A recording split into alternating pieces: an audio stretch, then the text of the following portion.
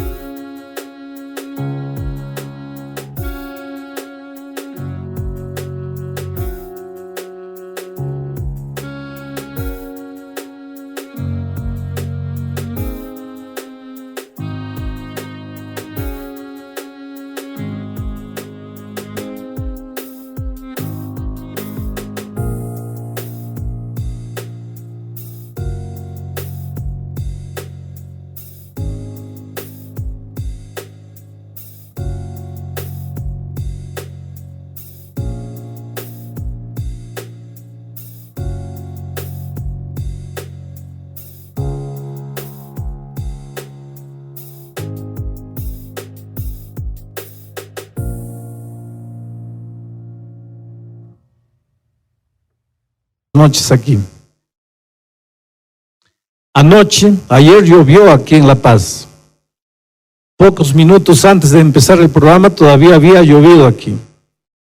El cielo estaba oscuro, estaba negro, había amenaza de lluvia. Sin embargo, miles de ustedes dejaron sus casas, vinieron hasta aquí.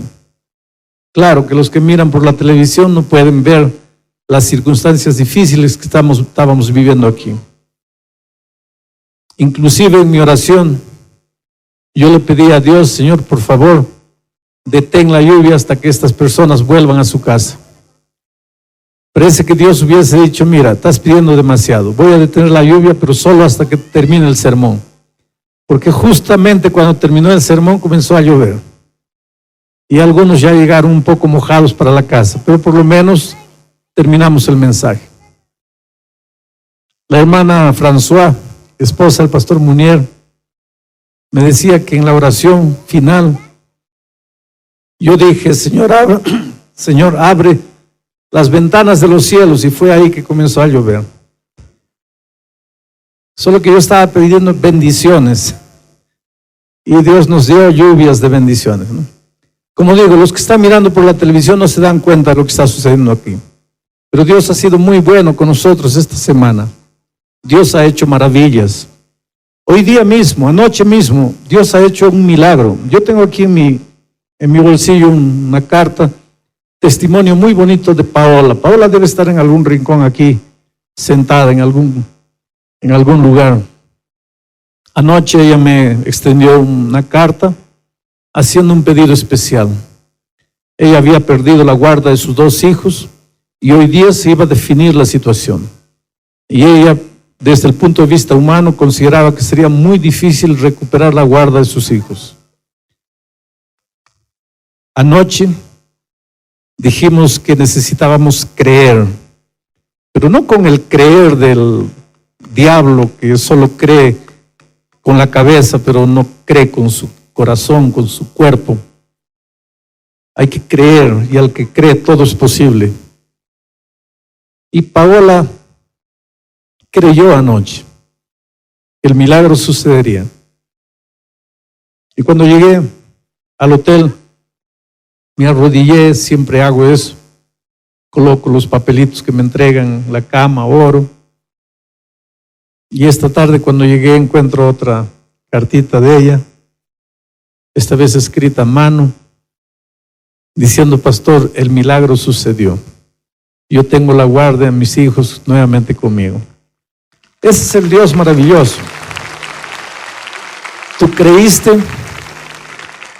creíste y Dios respondió tu fe. Ahora solo te pido, pídele a Dios sabiduría para que las personas involucradas en toda esta situación lleguen a la conclusión de que no se equivocaron dándote a los hijos. Pídele sabiduría a Dios para criar, para cuidar a esos muchachos con amor, con cariño y encaminarlos en los caminos de Dios. Porque a veces nosotros los seres humanos, cuando estamos en necesidad extrema, corremos a Dios, le lloramos, le prometemos. No estoy diciendo que ese sea el caso de Paola, estoy diciendo que ese es el caso de los seres humanos. Y cuando Dios nos responde, nos olvidamos de lo que le hemos prometido. Nos olvidamos de lo que Él ha hecho en nuestra vida. Esta noche, si tú estás viviendo un drama en tu vida, cree de todo corazón. Dios va a hacer maravillas en tu vida. Vamos al texto bíblico. Capítulo 4 de Jonás. Hoy día predicaremos la mitad, hasta el versículo 5, y mañana del 6 al 11, y ahí terminaremos el libro de Jonás, que tiene 4 capítulos.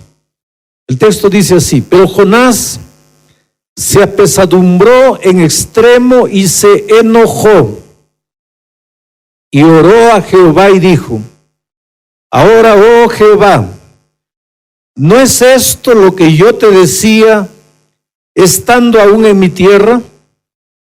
Por eso me apresuré a huir a Tarsis, porque yo sabía que tú eres Dios clemente y piadoso, tardo en enojarte y de grande misericordia, y que te arrepientes del mal. Ahora pues, oh Jehová, te ruego que me quites la vida, porque mejor me es la muerte que la vida.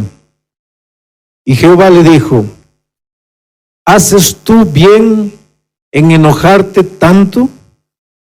Y salió Jonás de la ciudad y acampó hacia el oriente de la ciudad, y se hizo allí una enramada, y se sentó debajo de ella a la sombra para ver qué acontecería con la ciudad.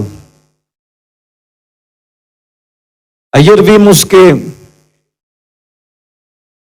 cuando Nínive oyó que sería destruida dentro de 40 días, el pueblo todo, más de 500,000 de personas, se arrodillaron, se arrepintieron, se convirtieron de sus malos caminos, volvieron a Dios. Y querido, te digo una cosa: puedes haberte ido lejos, lejos, lejos de Dios. Puedes haber caído en lo más profundo del pecado. Puedes haber destruido tu vida. Puedes haber arruinado tus ideales y sueños. Puedes haber vivido la vida más corrupta, más depravada, más perdida que imaginas. Pero si te arrepientes y desde donde estás te conviertes de tus malos caminos y vuelves a Dios, créeme que el Señor Jesucristo te va a abrir los brazos y te va a dar las bienvenidas a la experiencia maravillosa de la salvación. Y fue eso lo que sucedió con Nínive. Y cuando Dios perdonó a Nínive, el texto de esta noche dice que Jonás se apesadumbró y se enojó contra Dios. ¿Por qué se enojó? Porque la teología divina de la salvación no combinaba con la teología de la salvación que Jonás tenía. ¿Cuál era la teología de salvación de Jonás? Los buenos, los que se obedecen, los que se portan bien, merecen la salvación. Los malos, los que andan en sus caminos propios, los que no quieren obedecer a Dios, merecen la muerte. Para Jonás eso era lo justo, eso era lo correcto. ¿Cuál es la teología divina de la salvación? No quisiera que te vayas de Dios. Él no quisiera que te hundieses en el pecado. Él no quisiera que destruyeses tu vida. Pero si lo haces, y aunque hayas acabado con todo lo que tenías, desde el fondo del mar, te acuerdes de Dios, Dios te abre los brazos y te salva y te cubre con su justicia, y aunque hayas hecho lo que hayas hecho, te considera como si nunca hubieras pecado. A Jonás eso no lo convencía. Él tenía su teología particular de la salvación. Y cuando fue y predicó para Nínive, mira, es interesante. La segunda vez él fue y obedeció. Ahora él estaba enojado porque había obedecido. Pero estaba enojado porque al haber obedecido, Dios no destruyó a Nínive, sino que lo perdonó.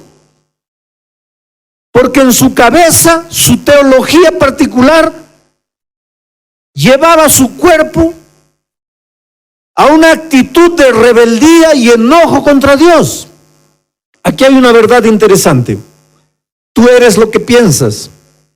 Tú te vas a comportar de acuerdo a lo que tienes en la cabeza. Por eso, querido, si quieres una vida cristiana victoriosa, coloca cosas limpias en tu mente. No coloques basura, no coloques pornografía, no coloques incredulidad, no coloques filosofía barata, no coloques el pragmatismo humano, no coloques relativismo, no coloques ateísmo, porque tú eres lo que piensas, tú eres lo que hay en tu mente. Si Jonás hubiese colocado en su mente la justificación por la fe en Cristo, habría actuado de otra manera, pero como su mente estaba lleno de su teología particular, actuó de la manera que actuó, se enojó contra Dios. Hay muchos que viven derrotados en la vida espiritual y dicen: pastor, yo no me entiendo, yo no quiero ser así, pero mi cuerpo me lleva para allá, yo no quiero ir para allá, pero voy, yo no quiero hacer esto, pero hago. ¿Sabes dónde está la raíz de todos los males? En tu cabeza. Limpia tu cabeza. Deja de mirar cosas que no debes mirar. Deja de leer cosas que no debes leer. Coloca valores, coloca principios. Lee la palabra de Dios.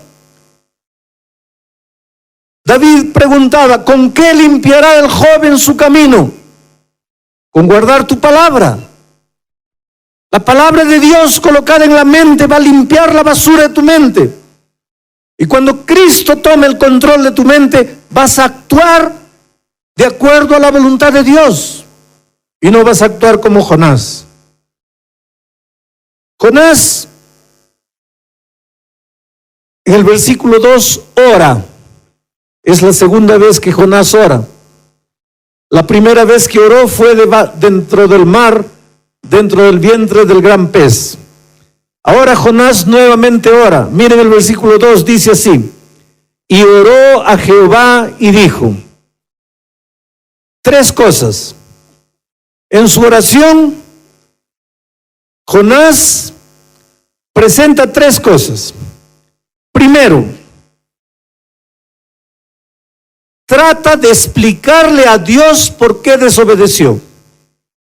Le dice: ¿sabes por qué la primera vez no te obedecí? ¿Sabes por qué la primera vez yo me fui?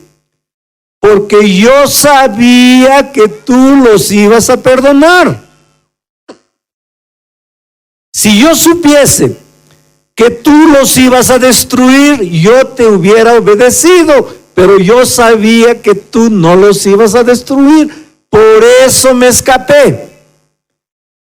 En su oración, lo primero que él hace es tratar de justificar por qué desobedeció. Pero lo que Jonás no sabía es que la desobediencia no necesita ser explicada. La desobediencia solo necesita ser confesada y perdonada.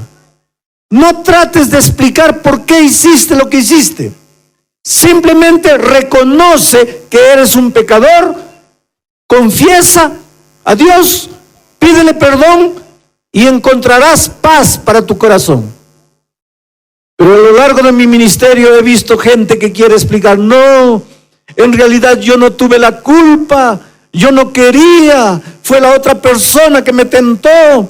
Es que si no hubiera ido a esa hora, no hubiera hecho eso, es porque esto, es porque lo otro. Y mientras tú estés tratando de explicar tu pecado, nunca vas a encontrar salida para el mismo. El pecado no necesita ser explicado, necesita ser reconocido, confesado y perdonado por Dios. Pero Jonás no sabía eso. Por eso quería explicarle a Dios por qué desobedecí.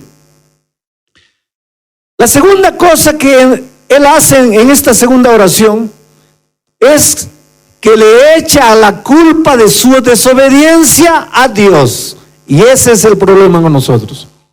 Cuando no reconocemos el pecado y cuando en vez de reconocerlo queremos explicarlo, siempre vamos a encontrar un culpable. Y generalmente el culpable no somos nosotros. Nosotros somos los inocentes. El culpable siempre es el otro. Aquí Jonás le echó la culpa a Dios. Le dijo, ¿sabes por qué desobedecí? Porque tú me obligaste a desobedecerte. Porque yo sabía que tú eres grande y misericordioso. Jonás estudiaba el Antiguo Testamento. Jonás estudiaba lo que Moisés había dicho cuando vio a Dios y dijo, qué grande Dios misericordioso. Yo sabía que tú eres misericordioso. Tú me obligaste a desobedecerte. Porque si yo supiese que tú los ibas a destruir, yo no te hubiera desobedecido. Finalmente, el culpable eres tú. ¿Por qué me echas la culpa a mí? Yo soy la víctima. ¿Sabes que esa es la naturaleza humana? Desde que el hombre pecó, Adán y Eva, ¿se acuerdan? Adán, delante de su pecado, dice, no, yo no. La mujer dice, no, yo no. La serpiente. ¿Y quién creó a la serpiente? Dios. En otras palabras, el culpable es Dios. ¿Sabes qué? Mientras tú estés buscando el culpable para tu tragedia, afuera de ti, nunca vas a encontrar la salida. ¿Por qué no tengo empleo? Porque el gobierno tiene la culpa. Porque nadie me quiere. Porque esto. Porque deja de buscar culpables. Si quieres buscar un culpable, mírate adentro, no mires afuera. Siempre estamos tratando de buscar culpables fuera de nosotros. Y generalmente siempre el culpable es Dios. Cuando Dios no tiene la culpa de nada. La tercera cosa que Jonás hace en su oración es que le dice a Dios, ahora pues, oh Jehová, te ruego que me quites la vida. Quiero morir.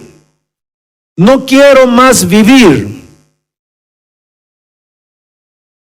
En la Biblia hay dos grandes hombres que quisieron morir. Uno de ellos fue Elías. Después de haber hecho haber participado de aquel gran milagro cuando los profetas de Baal fueron destruidos, la reina Jezabel comenzó a perseguirlo. Y él corrió y se escondió en una cueva y ahí Elías lloró arrodillado y le dijo: Dios mío, quiero morir, no quiero vivir, esta vida no vale la pena vivir, Señor, quiero morir. Ahora, cuando yo voy al libro de Santiago, capítulo 5, versículo 17, encuentro una cosa interesante. En el capítulo 5, versículo 17 de Santiago, dice así: Elías era hombre semejante a nosotros en nuestras pasiones, y sin embargo pidió a Dios para que no lloviese, y no llovió. Y otra vez pidió a Dios para que lloviese, y llovió. Esto me llena de esperanza a mí, porque el texto dice: Elías era hombre semejante a nosotros en nuestras pasiones. Y es más, en un momento de su vida, Elías quiso morir, quiso suicidarse. Le dijo a Dios: Señor, quiero morir, prefiero morir. Un grande hombre cuya oración fue capaz de hacer parar la lluvia, de tanta fe, en un momento de flaqueza, en un momento de debilidad, quiso morir. Por eso, querido, si en algún momento maldijiste el nombre de Dios, porque perdiste a un hijo, porque te sucedió algo terrible, si en algún momento blasfemaste contra Dios, si en algún momento de la vida también quisiste morir, no te desesperes. Porque cuando tú llegues al cielo vas a abrazar a Elías. Y si Elías llega al cielo, ¿por qué no vas a llegar tú? Elías nunca murió. ¿Y sabes por qué no murió? Porque Dios un día vino y se lo llevó. De tan bueno que era. Tan bueno, si en un momento de su vida quiso morir, quiere decir que no importa lo que en algún momento de tu vida hagas. No importa que en algún momento de tu vida hasta blasfemes. No importa que en algún momento de tu vida caigas. Lo que cuenta para Dios no es el pasado. Lo que cuenta para Dios es lo que estás viviendo en este momento. No interesa lo que has hecho. No interesa cómo has vivido. Dios no mira para tus flaquezas pasadas. Dios mira para tu actitud presente. Y eso es lo que cuenta para Dios. Y eso es lo que cuenta para tu salvación. Por eso la Biblia dice: hoy es el día de buena nueva. Hoy es el día de salvación. El segundo personaje bíblico que quiere morir es Jonás. Ahora, yo realmente, por más que me esfuerzo, no lo entiendo a Jonás. Porque Jesús quiso morir para salvar a Nínive. Y Jonás quiere morir porque Nínive se salvó. ¿Tú te das cuenta cómo es el amor divino y el miserable y pobre y mezquino amor humano? Mientras Jesús murió para salvar a Nínive, el otro quiere morir porque Nínive se salvó. Por eso yo digo: ¡ay de nosotros si nuestra salvación dependiese de nosotros! Gracias a Dios que quien te va a juzgar es Dios, no es el pobre ser humano. Si yo tuviese que juzgarme a mí, con toda seguridad me condenaría a muerte. Pero nunca tendré palabras para agradecer a Dios,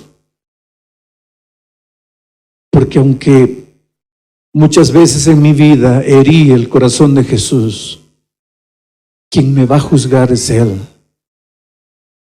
Y yo puedo dormir tranquilo todas las noches, porque mi seguridad de salvación no descansa en mi comportamiento.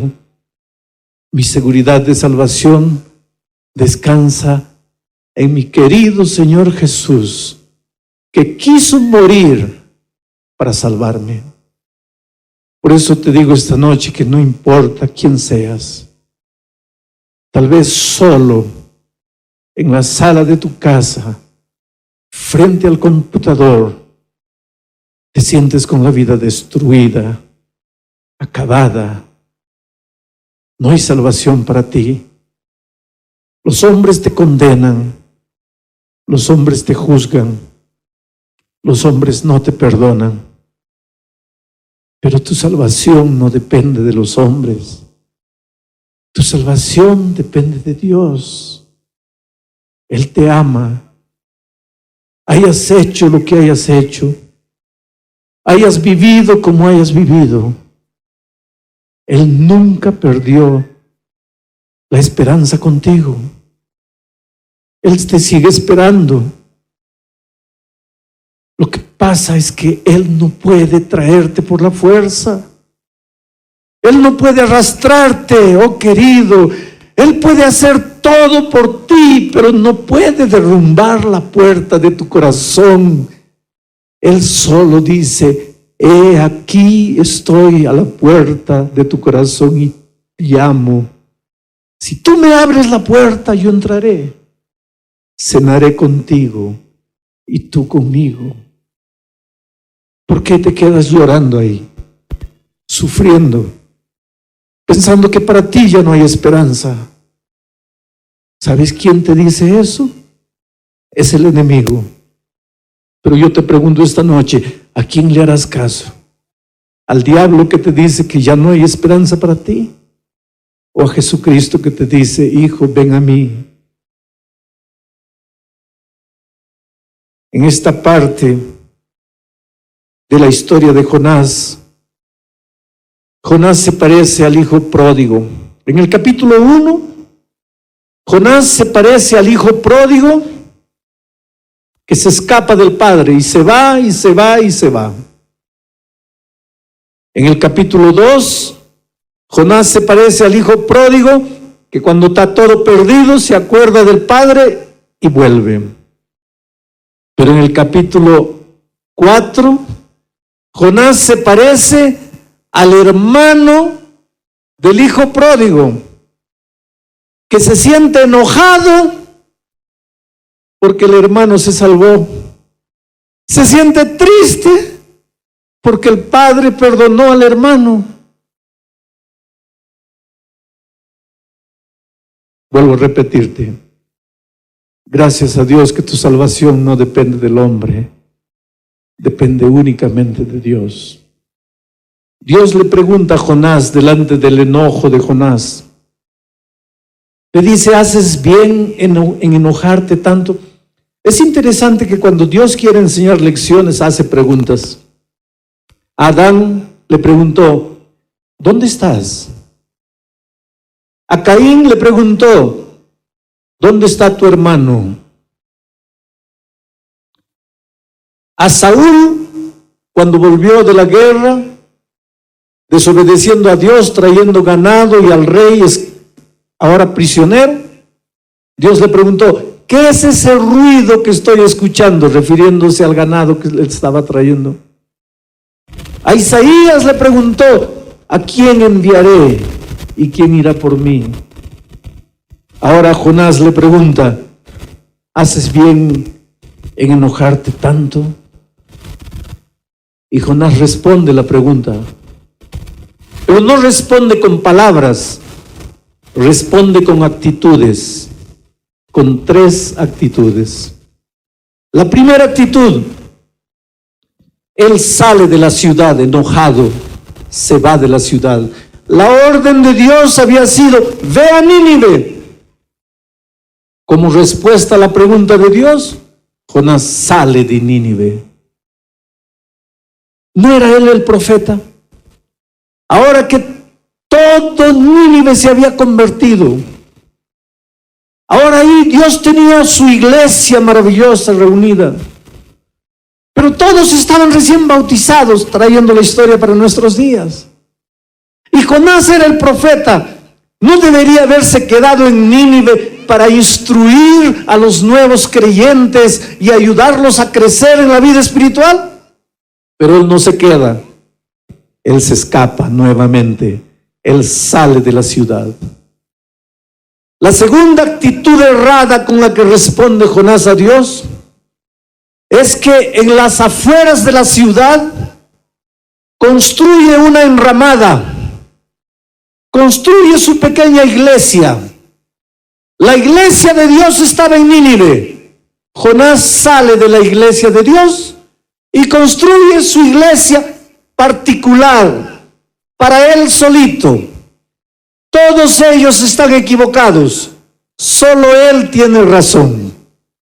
Jonás se olvida que Dios no dirige un hombre por aquí u otro hombre por allá, 4 allá, 5 allá. Dios dirige un pueblo unido. Yo te pregunto, ¿formas parte de la nueva iglesia o has construido tu enramada particular y desde allí comienzas a mirar a la iglesia para ver qué es lo que le va a pasar a la iglesia? Interesante cómo Jonás en su ramada particular se queda mirando y contemplando para la ciudad, para ver qué es lo que Dios va a hacer. Esa es la tercera actitud errada de Jonás: observar, mirar de brazos cruzados, criticando, juzgando. ¿Crees que hay error en la iglesia? Cambia las cosas de dentro. Vive el cristianismo verdadero. No juzgues a tu hermano. Sé tú un cristiano que contagie con tu vida la vida de los otros.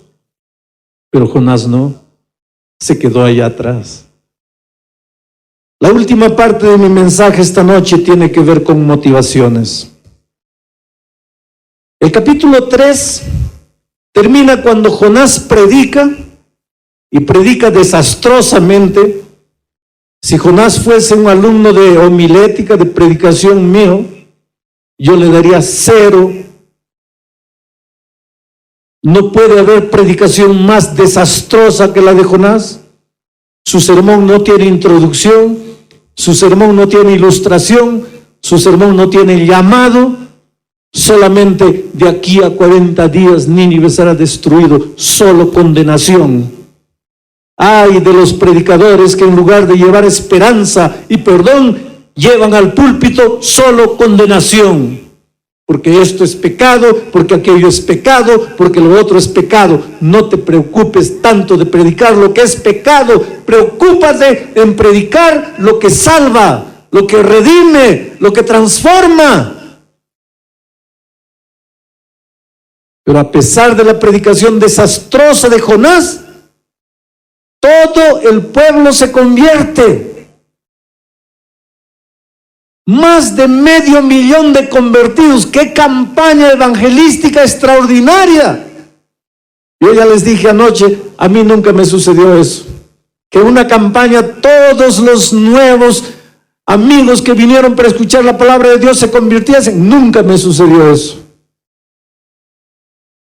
Aparentemente Jonás alcanzó su blanco de bautismos, sobrepasó su blanco de bautismos.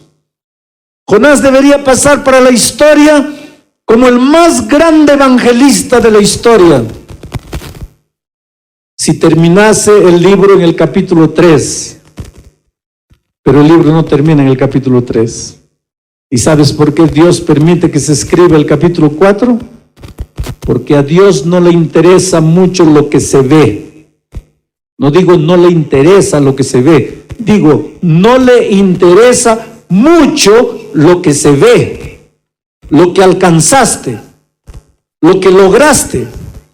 A Dios le interesa lo que no se ve. O sea, tus motivaciones. ¿Por qué lo hiciste? Y cuando estudiamos las motivaciones de Jonás, nos damos cuenta que él estaba enojado porque sus motivaciones estaban equivocadas. Él predicó, él cumplió, él lo hizo, él obedeció, pero no obedeció con su corazón. Obedeció para que Dios viese que había obedecido, pero la obediencia por fuera a Dios no le interesa mucho. A Dios le interesa la obediencia que nace en tu corazón y que se traduce para afuera. Sabes que el grande problema con nosotros es el corazón.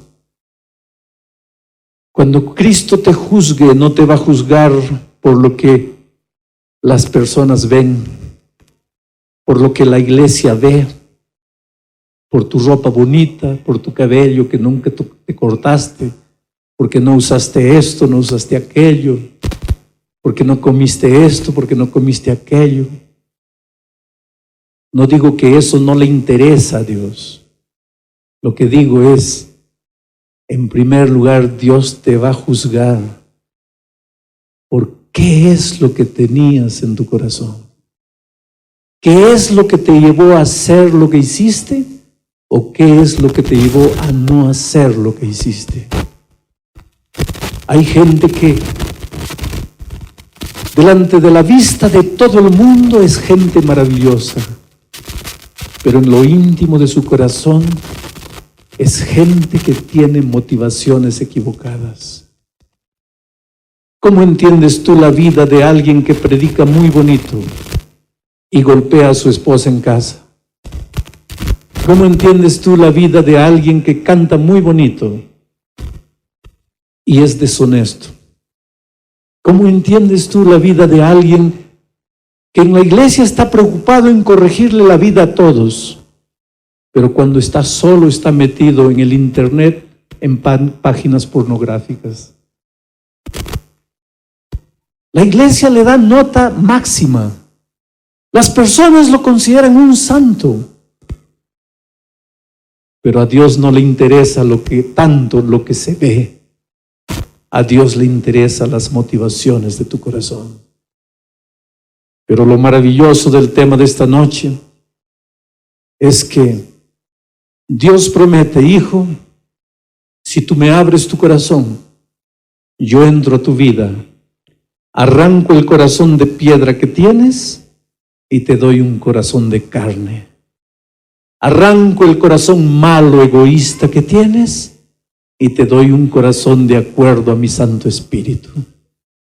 Si te sientes derrotado, si te sientes perdido, si te sientes acabado, si te sientes en problemas, tus problemas comienzan en el corazón. Por eso Jesús dice: dame, hijo mío, tu corazón. Después que me has dado tu corazón, entonces que tus ojos se fijen por mis caminos. Pero hay gente que está desesperada en andar en los caminos de Dios, pero no está preocupada en entregarle el corazón a Dios. Esta noche, en el nombre de Jesucristo, yo quiero que le entregues el corazón a Jesús. Voy a hacer una invitación nuevamente. Esta invitación no es para los que ya están bautizados, porque un día ustedes ya tomaron su decisión. Las personas que se han levantado las 2 noches anteriores tampoco necesitan levantarse, porque ya tomaron su decisión. Esta invitación es para todos aquellos que han decidido bautizarse, entregar el corazón a Jesús, decirle: Señor, quiero pasar por las aguas del bautismo. Quiero formar parte de tu pueblo. Tienes que tomar tu decisión mientras hay tiempo, porque yo tengo una historia muy interesante en mis manos. Doña Angélica, hace mucho tiempo, conoció la palabra de Dios y la estaba estudiando. Muchas veces le dijo a la hija: hija, deja los caminos equivocados por donde estás andando. Ven, entrégate a Jesús. Pero la hija nunca quiso saber nada de Jesús. Hace unas semanas atrás, Rocío, la hija, estaba sentada en una plaza de esta ciudad. Y de repente, 2 jóvenes universitarios de la Facultad de Teología que andaban visitando hogares se sentaron a su lado y comenzaron a iniciar conversación con ella. Y le hicieron la invitación para venir a estas reuniones. Nunca quiso comprometerse con Jesús, aunque la madre enferma le decía: hija, entrégate a Jesús. La madre todavía no se había bautizado, aunque estaba estudiando la palabra de Dios, y un día sufrió un derrame. Ella no puede caminar bien. Ella está todavía con las secuelas del derrame. Ella no sabía que la hija Rocío estaba viniendo estas noches aquí. Pero el Espíritu de Dios tocó la vida de Rocío. Y Rocío decidió bautizarse. Y esta mañana Rocío fue donde la mamá y le dijo: mamita, ¿te acuerdas que tú siempre me pedías que le entregue la vida a Cristo? Pues decidí. Ha sucedido un milagro en mi vida. Voy a entregarle mi vida a Jesús. Esta noche voy a ser bautizada. Y la mamá, en lágrimas, le dice: hija, esta es la respuesta a la oración que tanto hice a Dios. Y como yo no soy bautizada todavía, yo quisiera bautizarme junto contigo. Aunque no puedo andar bien, aunque cargo todavía las secuelas del derrame, yo quiero bautizarme contigo. Y es por eso que esta noche, allí está Rocío, una chica linda, y ahí está Angélica, su mamá. Rocío y Angélica, ustedes dos tienen una historia linda. El amor de Jesucristo es abundante para ustedes. Tú le estás dando una grande alegría a tu madre, Rocío, pero yo sé que tú no te estás bautizando por eso. Te estás bautizando porque el Espíritu de Dios tocó tu corazón. Tienes una vida linda por delante. Tú y tu madre un día entrarán por los portales celestiales y el Señor Jesucristo les dará el abrazo de las bienvenidas a la vida eterna. Por esa decisión que han tomado esta noche, para que sean cristianas felices, para que todos sus pecados sean perdonados, el pastor Márquez las bautiza a las dos en el nombre del Padre, del Hijo y del Espíritu Santo. Amén. Qué linda escena, ¿no? Pero Angélica, en el nombre de Dios, yo quisiera que Angélica me mire, la mamá. En el nombre de Dios te digo una cosa esta noche. El Espíritu de Dios está tocando tu vida. Yo no soy profeta ni hijo de profeta, pero en el nombre de Dios te estoy diciendo, tu salud va a ser restaurada completamente por el poder de Dios.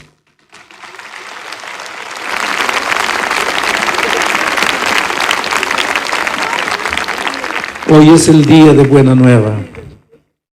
Hoy es el día de salvación. Levántate en este momento y ven a Jesucristo. El Espíritu de Dios está tocando tu corazón. Te está llamando.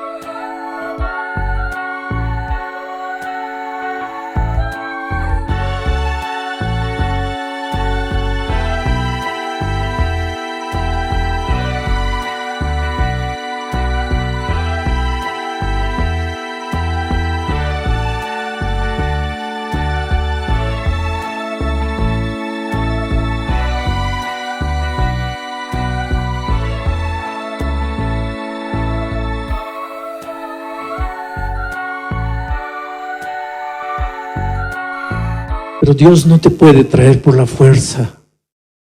Tú tienes que querer. Tú tienes que decir sí. Por lo que más quieras, levántate y ven.